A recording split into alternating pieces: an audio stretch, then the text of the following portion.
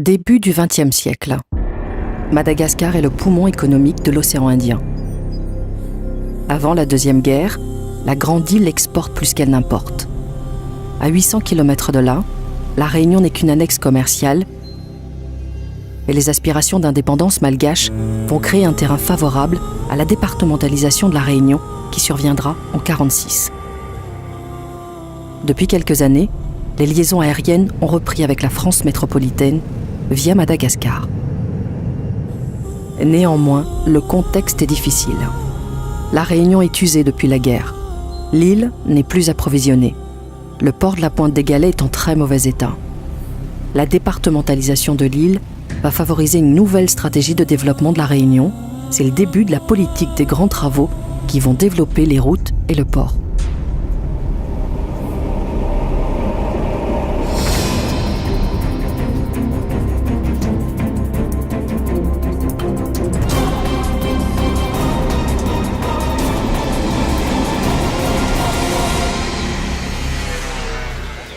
En 1953, à La Réunion, le modèle économique en vigueur est l'économie de comptoir.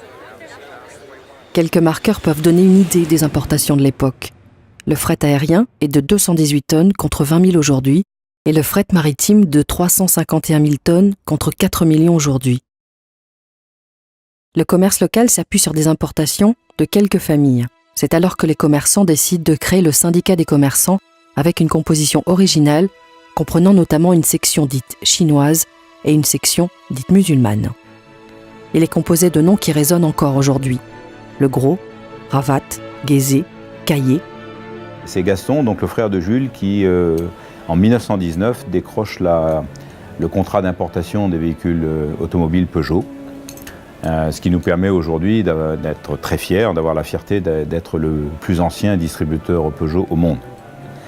Alors, si vous faites le calcul, 1919, en 2019, c'est-à-dire dans 6 ans maintenant, nous allons fêter notre centenaire de partenariat avec la marque Peugeot. Le 6 janvier 1956, la gestion du port de la Pointe des Galets est confiée à la Chambre de commerce sur le modèle métropolitain. La politique des grands travaux se poursuit avec le développement des infrastructures portuaires et routières, et par conséquent, celui du marché automobile. Le parc auto va se multiplier par 12 entre 1946 et 1963. L'indépendance de Madagascar est prononcée en 1960. La perte de son statut français va renforcer l'intérêt de la France pour le territoire réunionnais.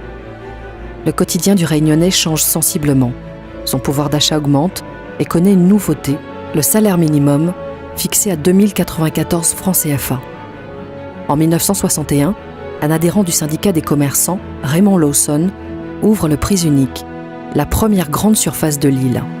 Le crédit des petites boutiques va laisser place au règlement comptant, provoquant un changement inédit pour les Réunionnais. D'autres grandes surfaces verront le jour.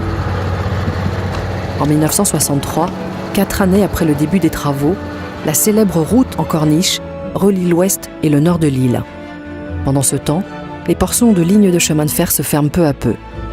Les derniers kilomètres jouxtant la route en corniche fermeront définitivement 13 ans plus tard.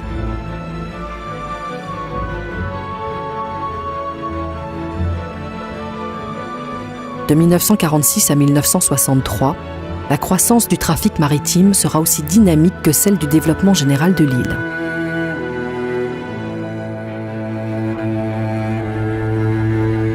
Énormément de changements en seulement 10 ans. Ces bouleversements vont jeter les bases d'une future société de consommation. En août 67, un Boeing 707 inaugure la nouvelle piste de l'aéroport de Gilo et le premier vol commercial direct métropole. La fièvre acheteuse gagne la Réunion.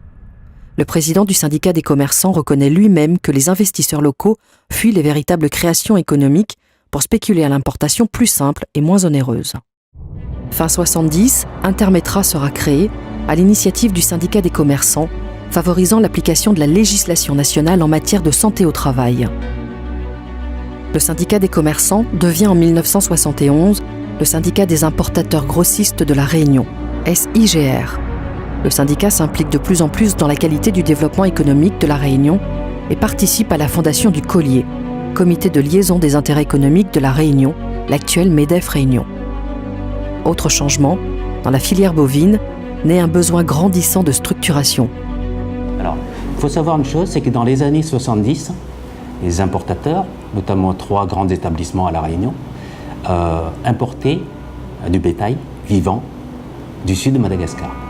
Claude Doma, Éric Payette, Joseph Tiaquan, ils étaient effectivement, ils ont senti le besoin de ravitailler le marché en produits frais. Et ce n'est pas anodin qu'on les retrouve justement à l'initiative avec les producteurs, les éleveurs des filières animales à La Réunion pour monter justement l'interprofession. Cette interprofession deviendra l'Aribev. En 82, le SIGR participe à la rédaction de la convention collective du commerce de La Réunion et à celle de l'automoto. Autre bouleversement de l'époque et non des moindres, c'est la régionalisation de l'octroi de mer qui devient taxe régionale à partir de 1984. Il fallait trouver un système pour encourager les industriels. C'est quand même un réel défi que de monter une structure de transformation. Et donc à partir de là, seule garantie qu'on puisse leur donner à ces entrepreneurs, je dirais, c'est de mettre en place un octroi de mer qui leur permettrait de pérenniser, dans la phase de démarrage, leur industrie. Aujourd'hui, les fonds s'élèvent à environ 300 millions d'euros. C'est la politique de l'import-substitution. En 1989, le SIGR se professionnalise. Il structure sa section automobile en adhérant au CNPA. Et dans le même esprit, il adhère à la Confédération internationale du commerce de gros. 1997.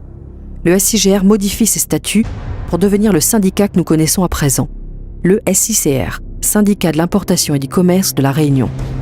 Ce sera le point de départ d'une nouvelle dynamique d'action. À partir de 2000, avec le soutien de l'ADEME, le SICR accompagne la mise en œuvre de filières de gestion de déchets relevant de la responsabilité élargie du producteur. Jusqu'à maintenant, on était plutôt dans une approche linéaire. Cette approche linéaire était je prends la matière première, je transforme en produit. De ce produit, elle part dans le monde de la consommation, grande masse, d'accord, et puis elle devient déchet. Aujourd'hui, dans l'approche circulaire, et de dire ce déchet-là aujourd'hui, comment on la transforme et comment on la valorise pour devenir une matière première secondaire et qu'elle revienne dans le circuit.